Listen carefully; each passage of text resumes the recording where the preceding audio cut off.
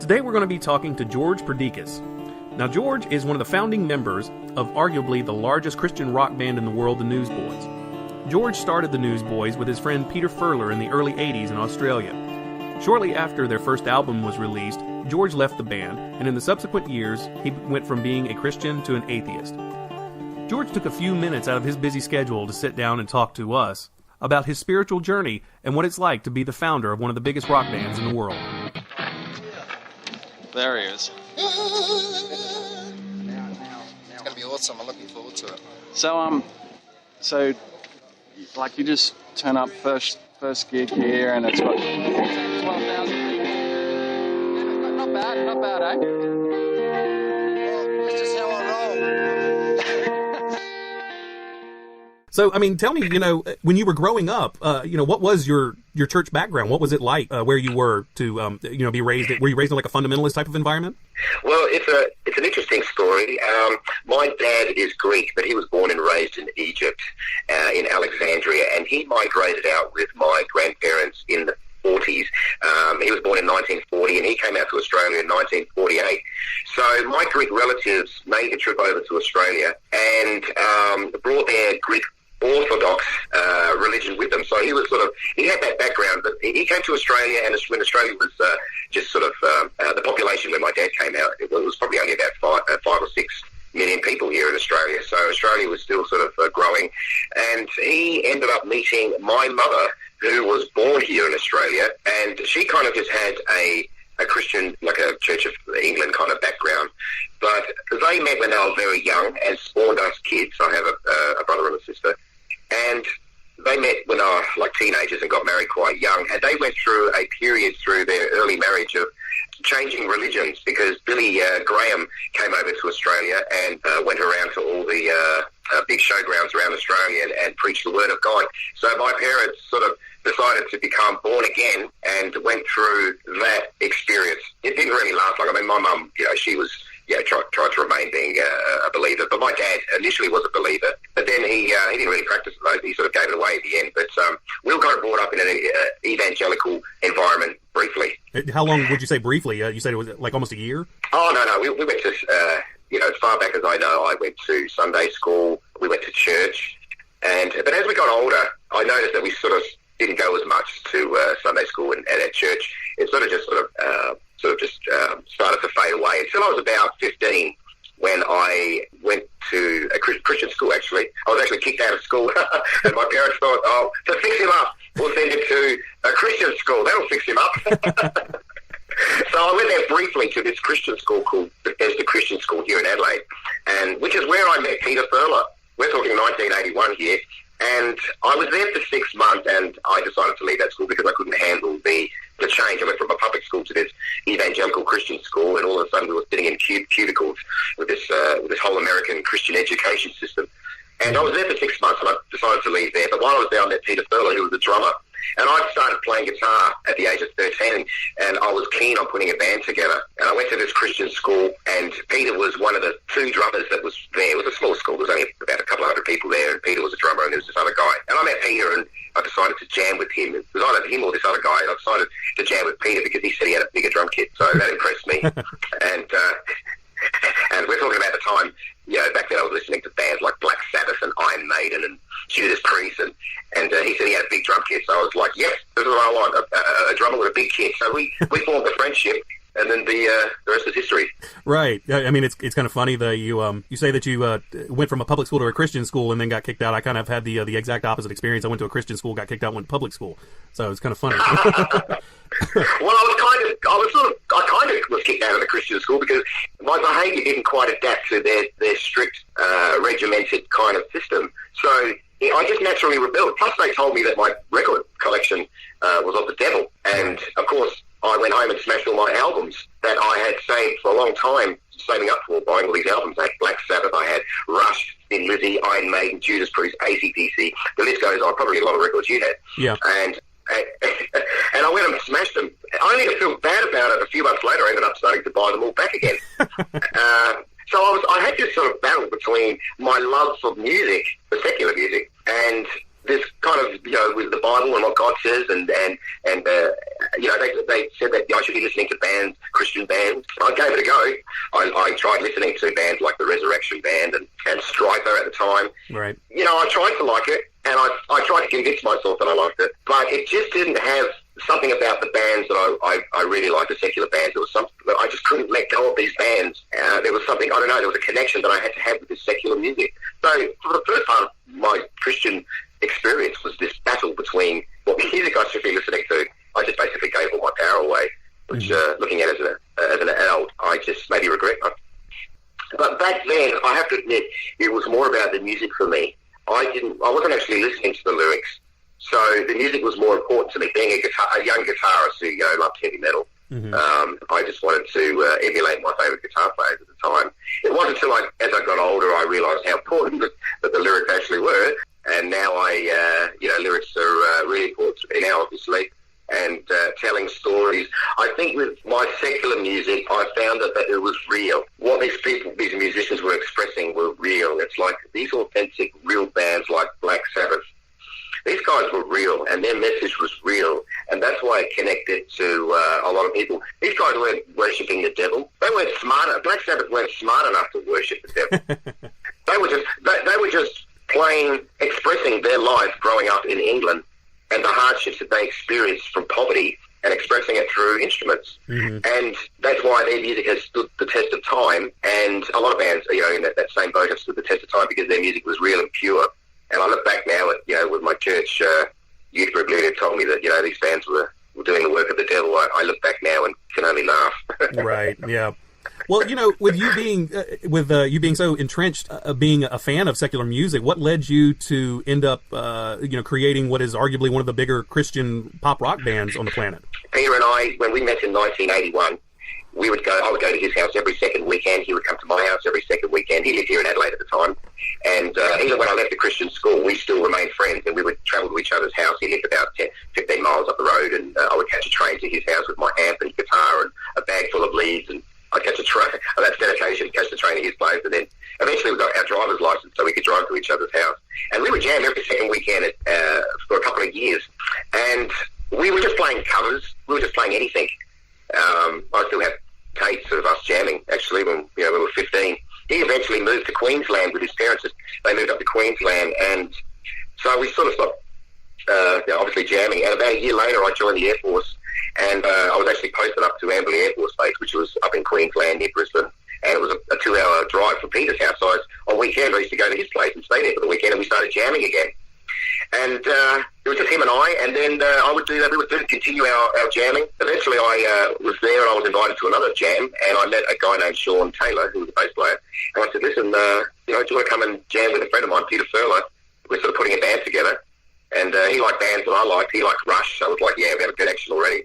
So Sean came along, and we started jamming as a three-piece, and then we were all going to a church up there on weekends. And that's where we eventually met John. He was just a local guy up there, and he sang a little bit in the choir, and he became a friend of ours, and we just, he kind of just fell into the band. He kind of sang, and we thought, why don't you come in? And we were sort of playing a few covers, and then we started to write a few, originals, and then it just sort of evolved from there. Then it got, it was getting more serious and more serious, and then I ended up leaving the Air Force to pursue this band. As far as when it became a Christian band, we were sort of born-again Christians at that stage. We thought, are we going to be a Christian band or a secular band? We thought we would be a Christian band because we thought it was the right thing to do. We thought the message, we thought we wanted to be positive. And at the time, it was the only way we knew how to be positive in music was to go down the Christian route. And it was really a decision like that. I actually remember talking with Peter saying, do you want to be a Christian band or a secular band? And we kind of felt that we don't want to do the devil's work. We don't want to, Right. So, that's as simple as that. That's how we actually became a Christian band. It's so pathetic. So it wasn't necessarily out of conviction, but it was more like, what would be the best option? Almost, it's like, this is the way to do good. Well, we thought we would, we had it in our minds from the church elders that the secular music was of the devil, and we wanted to play rock and roll. And Peter's parents were pretty full-on evangelical Christians, so we just decided to go that route. We took that road. We could have gone the other way, but we went that way. Yeah. And it was really quite, I just remember that vividly, and that was like 30 years ago, actually longer, 85, when we made that decision. We weren't ordained by God. We didn't feel any message. We didn't We went slaying with the Spirit, saying, "This is your calling." It was pure and simple. Let's just go this route because we think that's the best way to go, and put a bit of positivity into the on Earth. I like all kinds of music. Depends what mood I'm in. Sometimes I want just mellow music where I can just chill out and relax. And sometimes I want to listen to full-on, any kind of rock because that's the mood I'm in. And then other times I'll listen to classical music, or I might listen to jazz music, or I might listen to, there's Muslim music that I think is absolutely brilliant. I don't know what they're singing about, but melodically and musically it's like, wow, this stuff is great. And I love Greek music. That was my first exposure to music, actually, was Greek music. That was all that was around when I was young. All I heard was the bouzouki. And that was my first influence. I wanted to be a guitarist that sounded like a bouzouki. So I like all kinds of music, as long as it's real and pure, and the message is believable and relatable. Did you feel like the music of the Newsboys was not... it did not feel that way, and is that part of why is that one of the reasons you left the band? I actually started that band officially in '85, and I was in that band for 5 years. We got signed in 1987, and we went over to America, and we already had 40 songs under our belt, so we just picked 10, or I think 8 maybe, I can't remember how many's on the first album. The first album I'm talking about is Read All About It. We did that album, and then we went back to America the next year, and we did... the next album, I can't remember what it was, Hell is for Wimps, I believe. I actually wrote it, but I didn't play on that album. I'd left the band. But I wrote most of the music to that album. You're talking about Hell is for Wimps? Yeah, that's the album. Okay. So I wrote probably 90% of the music, but I'd left the band and I wasn't credited at all for it. But those 2 albums and the music that we had already written, I loved the music, but there was something about the lyrics. I believed in God at the time, and I wanted to do God's work. But there was still something about lyrically, I was a little bit embarrassed to tell my friends. They'd say, "Oh, what do you do?" I'd say, "I'm in a band." But then I'd say, "Oh yeah, I'm in a Christian band." And all of a sudden it just took the shine off.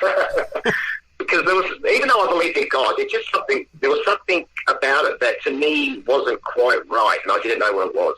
But I still did it anyway, because I felt that it was God's work and we were called to do this. Like sort of a nagging doubt was sort of always there? Is that kind of what you mean? A gut feeling, an instinct, that gut feeling that we all try to avoid sometimes. A lot of times we don't trust our gut feelings, but there was something in my gut, and I didn't know what it was, but there was something about it that wasn't quite measuring up to my other bands that I liked, and it was to do with the lyrics, because all the songs were about the same subject. And that's another thing that's one thing I don't like about Christian music, is every song is about the one subject. Right. It's like, can't you sing about anything else? Aren't you happy about the sun shining? Or can't you sing about the beach or something? Why does it always have to be about one topic? It's kind of like, if all secular music sang about one topic, I'd hate secular music. Right. I'd get bored shitless listening to it. Or if every song had the lyrics to Sweet Home Alabama, it would be like living in hell. Right. And I remember a few years ago there was a prominent Christian band. I don't know if I should name them, but I remember they actually got into something of a war. War is kind of a strong word. A headbutting contest might be better, but they wanted to sing songs that were related to love for their wife, or going for a walk in the woods and whatnot. And apparently the Christian label, pushed back and said something to the effect that you can't go outside of these specific parameters. And apparently that caused a really big rift, and it sounds exactly like what you're saying, is that it's the same subject over and over again, and there's no variation. I get it. You're locked in to those parameters. Well, that's not music. That's not expression. Music's about expressing all forms of life. There's so much variety and colour and experience on this planet alone, let alone the rest of the universe. There's so much beauty, and there's so much to talk about and sing about. We have got an endless smorgasbord of music out there for people to enjoy. You may not like it all, but there's going to be a lot that you do like, and that's fantastic, and that's what makes life interesting. I love all bands. I don't just love Black Sabbath, Iron Maiden, Rush, Judas Priest, Triumph, The Police, Sympathy. I don't just like those bands. I like all forms of music. It's just amazing, the different varieties of music.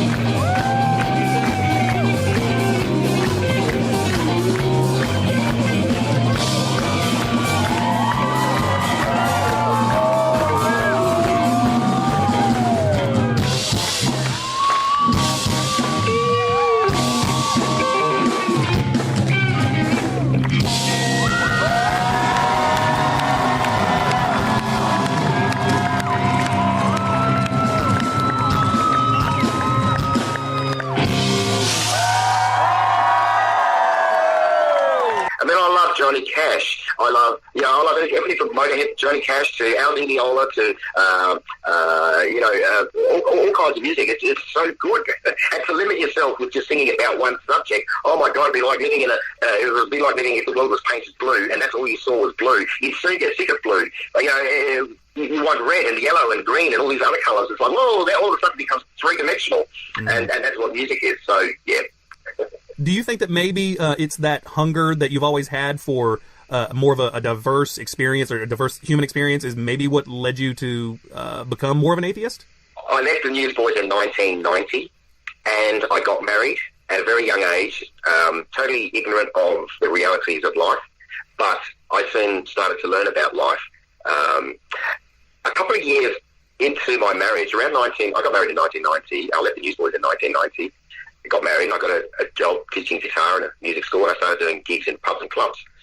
And I started to learn about life playing in pubs and clubs. I started to meet lots of people with different experiences, and I just started playing to real regular people. And I've done more than 2,500 gigs in pubs and clubs. So you get to meet people, and then you get to see their life as they grow older and go through different relationships and so forth. So I started to just examine people's behaviour and learn a lot from the stage of playing pubs and clubs. Also in 1992, I watched a documentary on TV, and it was about the Apollo space mission. I loved it. I was like, wow, this is fascinating.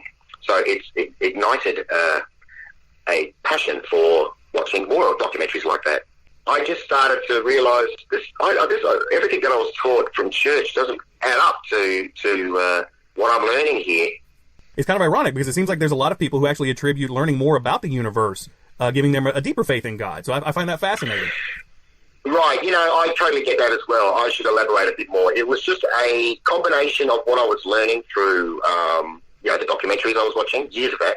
It was a combination of that and also observing the behaviour of Christians and secular, people that aren't religious. And not just Christians, but other religions as well, I might add. It was observing the behaviour. It was examining their lifestyles and where they came from and the way their parents are. And I got interested in psychology as well, so I started to read books on psychology and just learn a bit about really my own upbringing to understand what I had been through. And because when I grew up, I thought my family was normal, and then as I grew up, I realised it was anything but normal. And then I thought, alone, thinking, am I the only person growing up in this environment? And as I grew up, I realised, you know what? Most people are dysfunctional.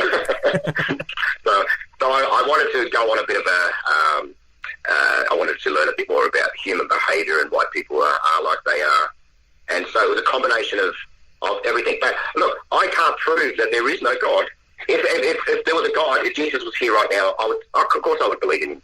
Mm-hmm. I'll be the first to admit if there was more evidence of a God in a tangible way, in a real way that's obvious, I go, sure, I believe in God. But I don't know the answers to the universe. That's one thing I have learned through learning about cosmology. One thing I do know is I don't have the answers. Neither do all the scientists on the planet. They don't have the answers as well. I don't believe in science. I believe in the scientific method. Because that method is just an honest way of trying to find and figure things out without people arguing and bickering over what's right and wrong. It's a method that I subscribe to, not just scientifically, but I like that method in music as well. Because I apply that rationale, that way of trying to solve and work things out. I apply that to my band, the bands that I'm in, because it's the best way to get the best result. And I just like that. I find that it's a humble way. And people can express their opinions without being shouted down at. Whether they're right or wrong, they still want to express themselves. My current understanding of the universe has led me to this. But I'm open to change. I'm always open to change. The more we learn about the universe, I can't wait to find out what the next secret of the universe is. It's like, it's so amazing. We're just such a primitive organism on this speck of dust floating through the ocean of space. And yet we have come to a point where we can actually ask these questions. We may not have the answer, but we're still at that point in our evolution where we can ask big questions. Mm-hmm. Yeah. And, great. And I think that the more that people ask questions, from my perspective, it gets people closer to the concept of God. That's how I feel about it. And regardless if people believe that or not, I guess the way that the universe is, that there are so many things in it at a microscopic level and a macroscopic level, that cannot be explained. And to me, in my mind, there's got to be somebody or something tending to it. But again, I'm like you, I can't prove it, you know? That's what you just said then is what we would call the God of the gaps. And that's the problem with people that believe and people that don't believe. Just because you don't have the answer for it doesn't mean to us God made it. It just means that we haven't gone to the next level and figured that out. But I do totally get what you said then, because I've heard a lot of people say that they have this awe. It gets to a certain level where it's just got to be God. It can't be anything else. I totally get that, because I felt like that as well, and I know people that still feel that way. That's not an answer for me. Mm-hmm. But I still get that feeling. I do get it. But I like talking about it, like we're talking about it, just kind of like normal people having a normal conversations. But I definitely don't have the answers to the universe. Well, that's a shame, because I really needed some, man. I'm just kidding. I know I'm part of it, and that makes me feel good, knowing that I'm part of it. Knowing that all the elements that make up our body and come from the foods that we have eaten throughout our lifetime, and those foods come from the earth, and all the elements that made up the earth. I believe in that. I can see how that poetic description of how we came from stars is actually quite spiritual, if you will. I don't like to use that word spiritual because it gives this illusion that you're superior to everyone, and I'm not superior to anyone. But I do feel a sense of, I will call that word spiritual, just to feel connected with the universe. I think ultimately people want to feel connected with the universe, and that's why a lot of people turn to whatever religion. Bottom line is, it makes them feel a connection with the universe. Otherwise it'd be pretty lonely. Mm-hmm. So if that makes them feel connected, that's a good thing, I guess. Well, it is a good thing if you feel connected. It's not that I have a problem with the connection. It's the rest of it that comes with it. It's the oppression of women, this and that, all these things that we're bickering about here on planet Earth. That's what I don't like about it. Mm-hmm. If everyone could just, chill out, relax, get to the point in their evolution where, hey, listen, we're all brothers and sisters ultimately. We're all connected. And if you can't see that, a problem to the planet Earth, because you're going to end up taking from the Earth instead of contributing to the Earth in a positive way. But once you feel a good connection with the Earth and you realise that we're all brothers and sisters, and other people have feelings as well, if you can evolve in your empathy and your compassion, well, that's what we need to do. Life's hard enough. Life is hard, and it's hard enough to get through life as it is. We need all the help we can get. So I'm a big believer on, you know what, we need to fucking pull together and get through life as best as we can. Absolutely. When you participate in trying to keep others from being happy, that just seems like a real stupid exercise in futility, regardless of what your motivation is. That's very true. Obviously they're not happy within themselves. But isn't that the ultimate goal, is to find some sort of peace and happiness? Mm-hmm. It's in the best interest for everyone, because if you're happy, it's going to make other people happy. Because there's nothing worse than hanging out with someone that's miserable because they just want to be miserable for the sake of it. Mm-hmm. Yeah, it's like hanging out with a mean drunk. You're like, this is not fun. There's a time and place. If you're down and out and there's a crisis in your life, I'm going to be the first one there to help.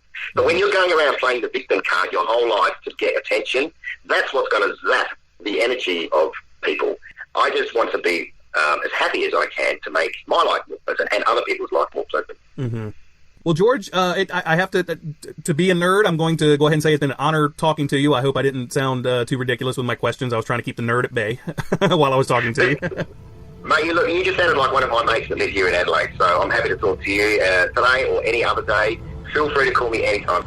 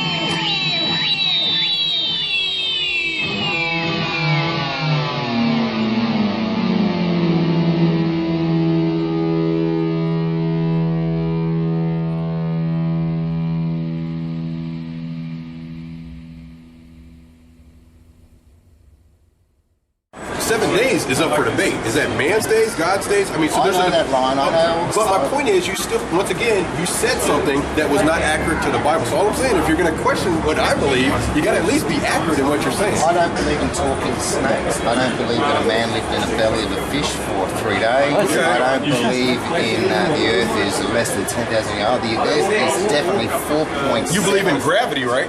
4.7 billion. Do you believe in gravity? Of course. Can you see it? Yes, I know how gravity. You can see gravity.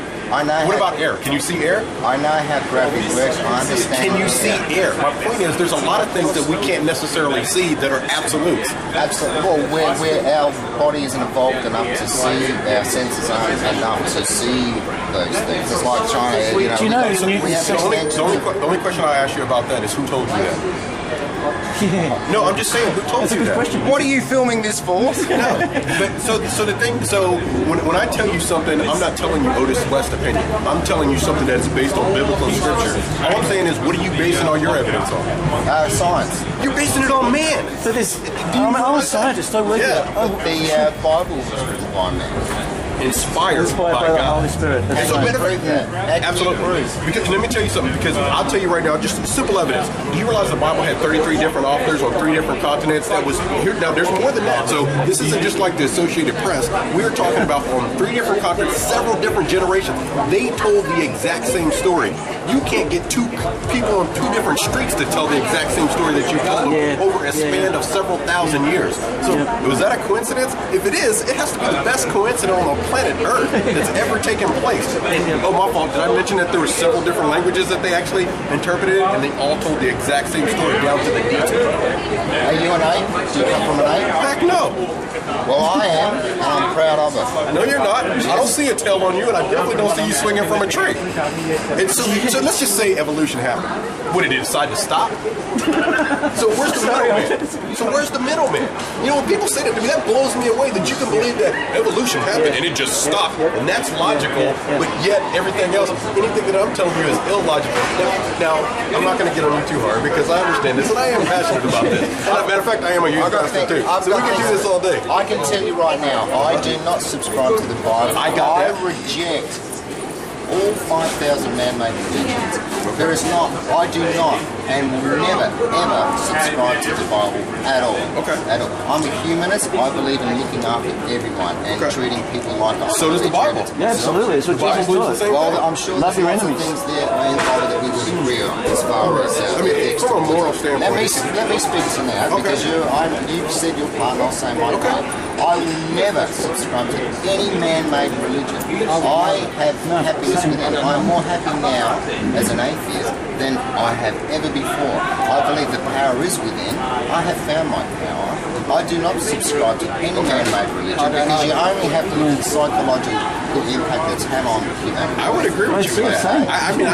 We actually agree on that. So it's a combination of... So when you say religion, so you consider me religious? I'm asking you, do you consider me religious? Well, you would say that you're not religious because you have a personal relationship with Jesus. I say I'm a Christian. So he said, I will build my church. Okay. You can, this is the thing. I know you believe it, and I know you're passionate about it. Of course, this bloke's carrying a cross around. That doesn't mean it's right. That doesn't mean what I believe is right. This is just my current understanding of the universe. I got it. That's fine. My current understanding, because I'm evolving. I don't know. I'm not evolved enough to know the answers to the What's your name? I told you my name. Oh, this is. My name is George. Okay. Oh, come on, George. My name is George Perdikis. I did form the Newsboys, and I spent many years with the Newsboys, and I know the whole history of the Newsboys. I know what goes on within the Christian music industry. I know what goes on behind closed doors, and I've got heaps of stories that can expose many people. You know, and I would agree with you. I will never, ever subscribe to a oppressive belief system as any of the agree too. I would agree. You may not call yourself religion, but you have a loophole. I have a relationship with Jesus. No, I don't have a loophole. I don't have a loophole. What do I need a loophole? That is your loophole to say that you're not religious. However, religion is defined as Baptist, Methodist, Catholic, Islam. I mean, those are religions. This debate's been going on. Denominations. You and I aren't going to solve the problems of the universities. Oh, that is a true statement. But my mission is to drag people out of the church. church, and I've been. So is mine. That's my mission too. No, my people. Hey, do you know how many people that sit in the church that are actually going to bust hell wide open? So, Would you like to meet the scientist who is working on clocks? The only scientists I subscribe to are the most well-renowned, most respectable scientists that have got all the credit and Respected by respect, who, all their peers in the science community. I don't listen to a scientist that hasn't got respect by There's one in their Adelaide at the peers. university here. I subscribe to the Neil deGrasse Tysons, all the heavyweights on Isaac Newton? Isaac Newton? Of course. James Clerk Maxwell? he was a Christian. Did you realize that? Well, He was a biblical So my creationist, point is actually. that there's a lot of people that historically that are scientists that were Christians. that's right. But that goes back to my point that you don't have to check your brain at the door. That's not. Matter of fact, I love the fact that you're challenging everything I said. I want you to because that way, Yeah, absolutely. when you actually come to the realization of it, you won't be that somebody tricked you. I don't want you to be tricked. I want you to use your heart, soul, and mind. You're asserting that what you believe is true. That's your Oh, assertion. absolutely. There's an assertion that I absolutely believe what I'm saying. There is no doubt And you're about that. entitled to believe that. But that doesn't mean it's right. Doesn't mean it's wrong either. So there's two. So once again, Do you know the... I can't prove God doesn't exist. You will one day. I got you. Of course I'm going to, if God appeared to me, of course I would. But until that happens, I ain't going to believe in primitive... Or something. That's a fair call. Would you That's say? a fair call. Is this a fair statement? If something happened that could not be explained by anything other than God, Well, there'd have to be... no, I'm with you. I trust my sense of apprehension there. I subscribe to scientific evidence. Well, you've got the opportunity to check it out. Bottom line is, I subscribe to do I. fair dinkum, real scientific evidence. Hey, man, so do I. I agree. Totally. The evidence that I have learnt over the years does not match up with the Bible. There's too many holes in the Bible. The Bible was written by primitive mankind. It was written inspired by the Word of God. It was written by, Bronze Age primitive peasants that didn't even know that the Earth went around the sun. Oh my gosh, brother. So once again, I'm going to let you off the hook because I think you're a good guy. I really do, and I like that about you. But I'm going to need you to read the Bible. Do you realize the Bible was actually the first document that said the earth was round? That's right, yeah. With the sun that circles around it? That's in the Bible. So all I'm saying is... It's in numerous places in the Bible, isn't it? George, all I'm asking you is that if you're going to knock the Word of God, please know it, man. You're going to knock science. I'm not knocking science. We do. I do know. That's my job. Have I said one thing against science? I have not said one thing against Guys, there's Yeah, I got you. Look, I got you, bro. I've heard these debates my whole life. No, you haven't heard this one. I've met you guys thousands of times. You haven't met me. No, you haven't. Right? I've only met you I've once. heard your story my whole life. Right. My degrees are in psychology, Two things. Number one, it's the scientific evidence. And number two, it's the reasoning ability of religious people that let you down. I actually You know, just... George, you make just a second. George, Well, you maybe make a very it good point. does. There is a That's lot of actually- people yeah, in the name of religions that do things wrong. That's right, I agree. But guess what? People do a lot of things wrong, whether religion's involved or not. So I mean, plenty of atheists that have done many But things there's a wrong lot of too. Christians that are nice people. Like the regular Christian that goes to church. And You're really- proof that there's a lot of atheists that are nice people. Of course. I mean, look, you're either a dickhead or you're a nice person. Regardless of... Just trying to disagree with Nice that. won't get you to heaven. The blood of Jesus will. Well, that's debatable. No, it's not. It's true. That's your assertion. Again, you guys are asserting your position. I don't have the answers to the universe. I'm not evolved enough to Neither did know. Job. I don't have the answer to the universe, but I know the one who does. So you can't assert your position because you are not really I can. The Bible's reliable. It's truth. according to you. That's your assertion. So once again, so if I told you that next Thursday something was going to happen, and in vivid detail that something was going to happen, and it happens, what validity would I have? If I told you something, I mean, it doesn't matter. If I just said, hey, next Thursday this particular event's going to take place, and then next Thursday it happens. Next Thursday, would you believe me if I told you the following Thursday something was going to happen? Well, it depends what it is. Well, I mean, in detail, it doesn't matter. We can pick any event that you possibly want. If I told you, look, next Thursday, this is going to happen, would you believe it? It depends what it is.